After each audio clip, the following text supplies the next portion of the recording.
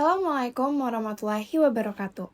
Shalom, Om Swastiastu, Namo Buddhaya, salam kebajikan dan salam sejahtera bagi kita semua.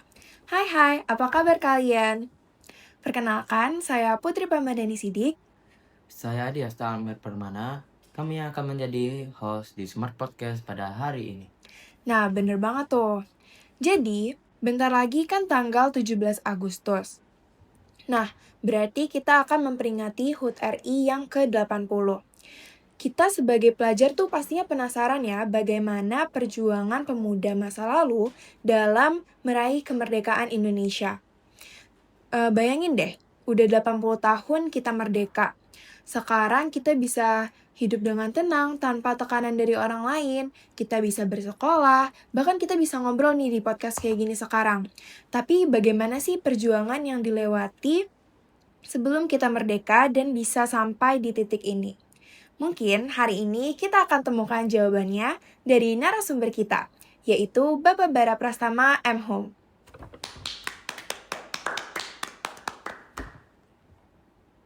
Selamat datang Pak Bara. Terima kasih Uti. Terima kasih apa udah ngeluangin waktunya buat podcast hari ini. Sama-sama Amel.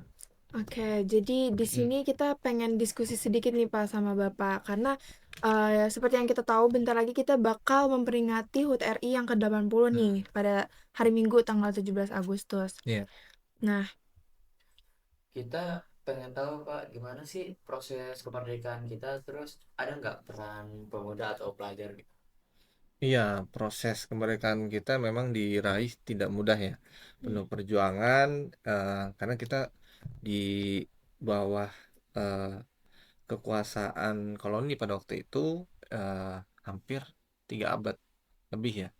Kemudian datang juga pendudukan Jepang selama 3,5 tahun, yang mana proses itu kita lewati berarti ratusan tahun ya. Nah, dalam proses itu tadi ditanyakan ada gak peran pelajar atau pemuda? Ya, tentu ada gitu. Tapi itu baru terbentuk di fase atau di tahun 1900-an.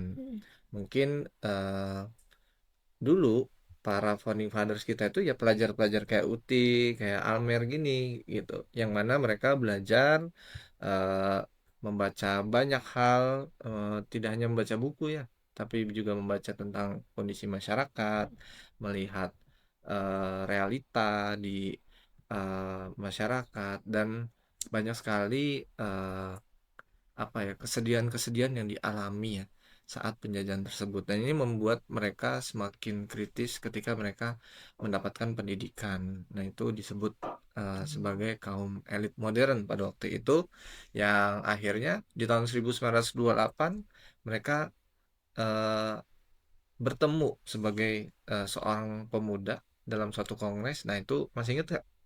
Itu peristiwa apa itu? Sumpah Pemuda. Iya benar, Sumpah Pemuda tahun 1928, yang dimana mereka para pemuda dari berbagai daerah di Indonesia eh, berkomitmen berkomitmen menjadi bangsa yang satu di atas tanah yang satu dan berbahasa satu, yaitu bahasa Indonesia. Jadi kata Indonesia pun baru pertama kali berani disebutkan di Kongres Pemuda itu gitu, karena sebelumnya kita banyak mendapatkan eh, ancaman, kemudian juga larangan untuk menggunakan kata Indonesia sendiri oleh koloni Belanda gitu.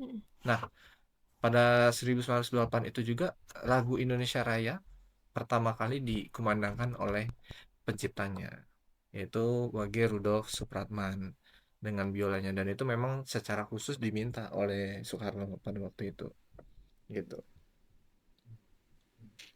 Nah, terus Pak, setelah merdeka tentu kita harus menjadi mandiri sebagai sebuah bangsa. Nah, gimana sih proses Indonesia sebagai sebuah bangsa untuk menjadi bangsa yang baru merdeka?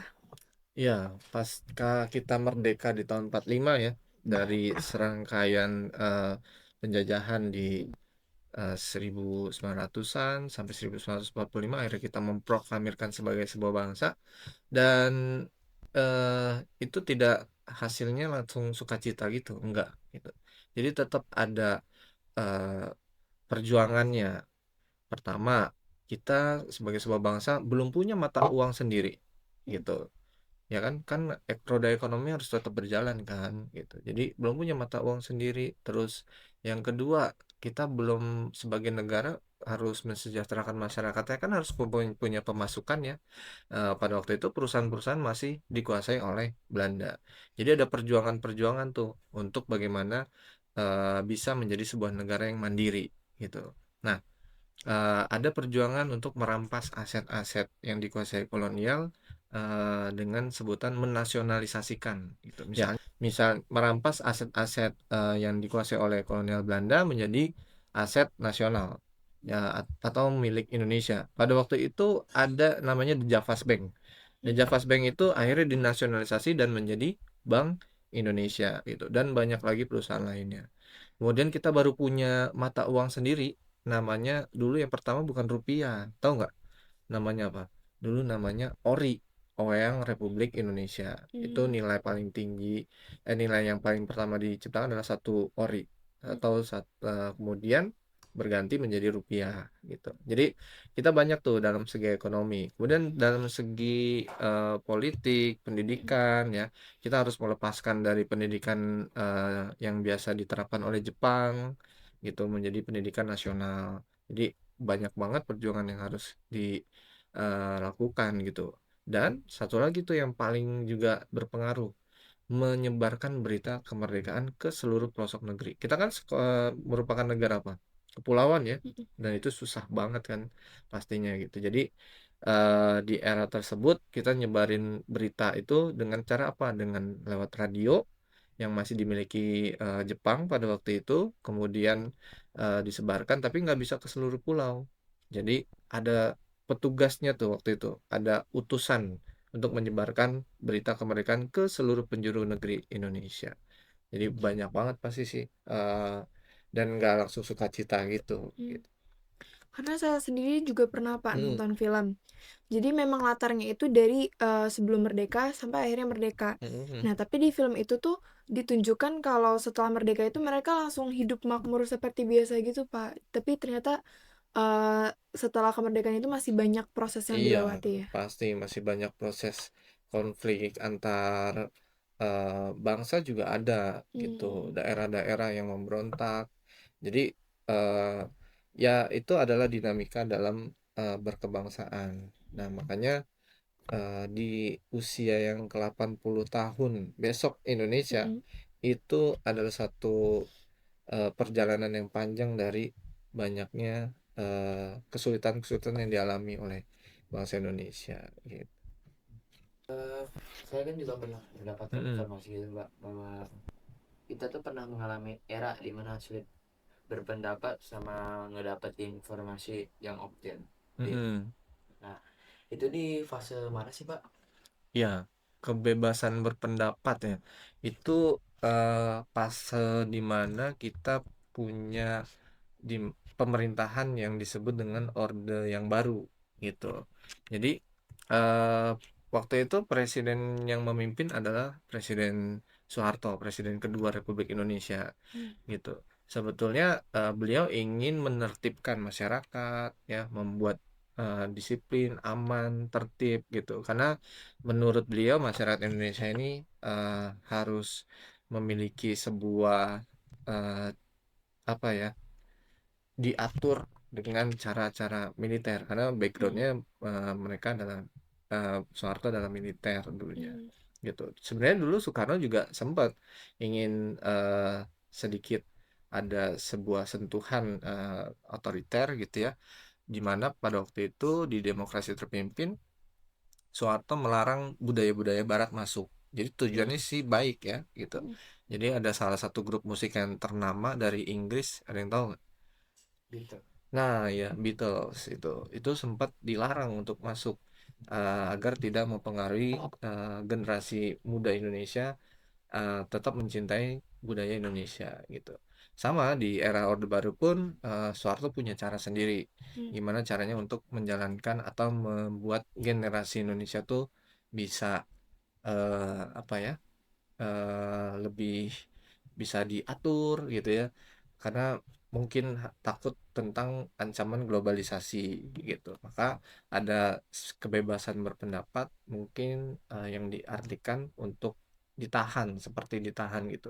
Jadi memang ada peristiwa-peristiwa lucu juga nih. Ada dulu kamu tahu grup komedi ini nggak? Warkop DKI. Oh iya Ya, tahu Pak. itu kan pasti di akhir filmnya ada sebuah slogan ya, tertawalah sebelum tertawa itu dilarang gitu. Nah, Mm-mm. itu adalah sebuah slogan guyonan yang mengkritisi sebenarnya. Jadi bukan sekedar guyonan tapi mengkritisi supaya eh, jangan sampai tertawa aja dilarang nih gitu. Kalau kebebasan berpendapat dilarang, jangan sampai tertawa dilarang gitu. Karena kan tertawa hak asasi manusia ya gitu. Coba kita bayangin nggak boleh ketawa nih gitu. Oke. Oh iya Pak, tadi kan Bapak juga sempat Mm-mm. bilang kalau budaya dari Barat itu dilarang masuk. Mm-mm. Kalau dilarang masuknya itu maksudnya dalam bentuk apa tuh? Misalnya kayak tadi grup musik, Mm-mm. apakah orang Indonesia dilarang untuk mendengarkan musiknya atau gimana tuh Pak? Iya benar. Jadi dulu memang masih kaset ya, Mm-mm. kaset. Belum ada yang kayak sekarang rekaman YouTube Mm-mm. gitu ya. Dan yang dilarang memang lebih kepada penyebaran kasetnya untuk bisa dibeli Mm-mm. gitu dan sebagainya.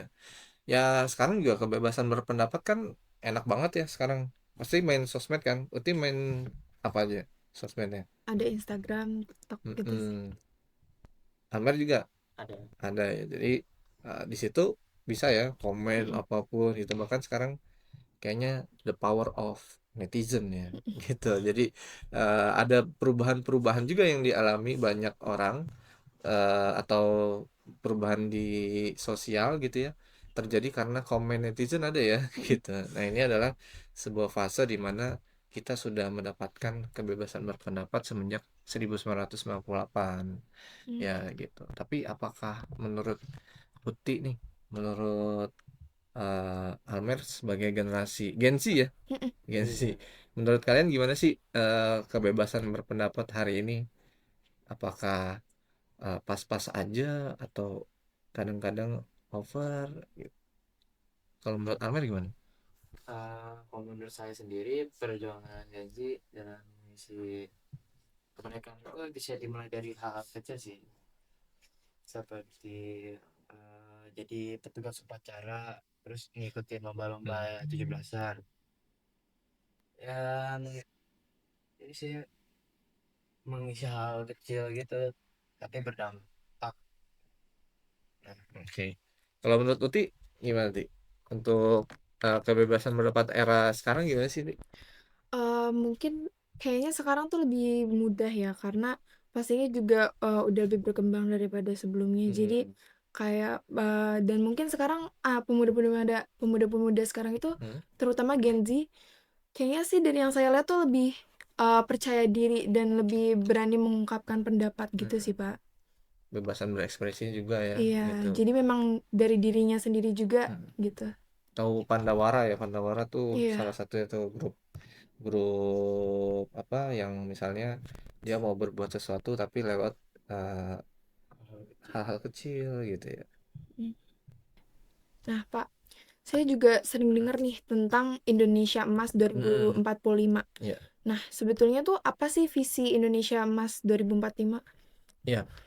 Indonesia Emas 2045 itu kan sebenarnya tadi yang kita omongin Gen Z ya, di mana kalian nih sekarang usianya berapa?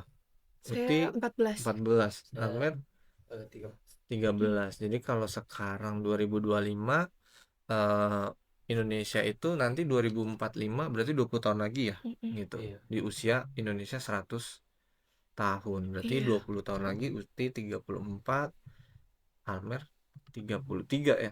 Nah, itu disebut sebagai usia produktif tuh Mm-mm. gitu. Jadi Indonesia mengalami yang namanya banyaknya masyarakat eh, Indonesia yang berusia produktif.